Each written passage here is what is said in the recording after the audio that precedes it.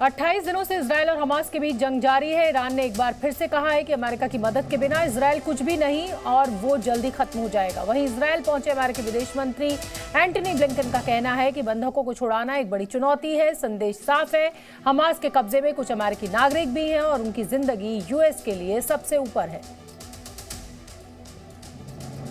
तो महायुद्ध से जुड़ी ये 3 बड़ी तस्वीरें इस समय आप देखिए। खामनेई ने ऐलान किया है कि खत्म हो जाएगा इजरायल। उधर ब्लिंकन जो है अमेरिकी रक्षा मंत्री, वो पहुंचे हुए हैं इजरायल। 28 दिन में तीसरा दौरा। अमेरिका के विदेश मंत्री एंटनी ब्लिंकन ने क्या कुछ कहा, ये अब आपको सुनवा देते हैं। Continue our efforts to get humanitarian assistance in and to get our citizens and nationals out of Gaza.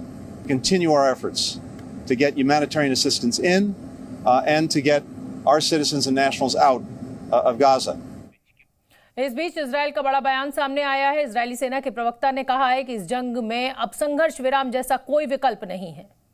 לוחמי צה"ל השלימו את כיתור העיר עזה, המוקד של ארגון הטרור חמאס. בשעות האחרונות כוחות שריון וחי"ר בסיוע כלי טיס רבים של חיל האוויר. המושג הפסקת אש כרגע לא נמצא על השולחן בכלל. צה"ל נמצא במלחמה, מנהל מלחמה לפרק את חמאס.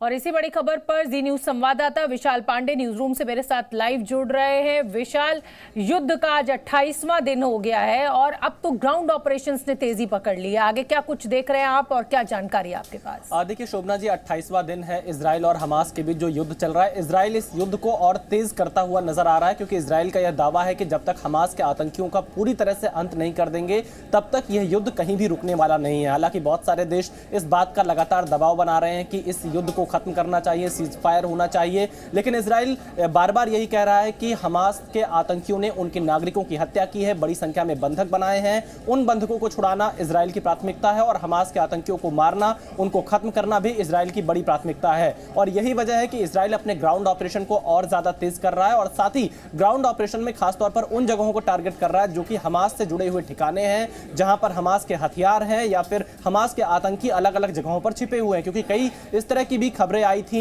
कि हमास के आतंकियों ने अस्पताल को, स्कूल को, इन सब जगहों को एक शेल्टर के तौर पर इस्तेमाल किया है और यही वजह है कि अब ग्राउंड ऑपरेशन के माध्यम से इजराइल हमास के आतंकियों का अंत कर रहा है। बहुत बहुत धन्यवाद विशाल इस पूरे अपडेट के लिए।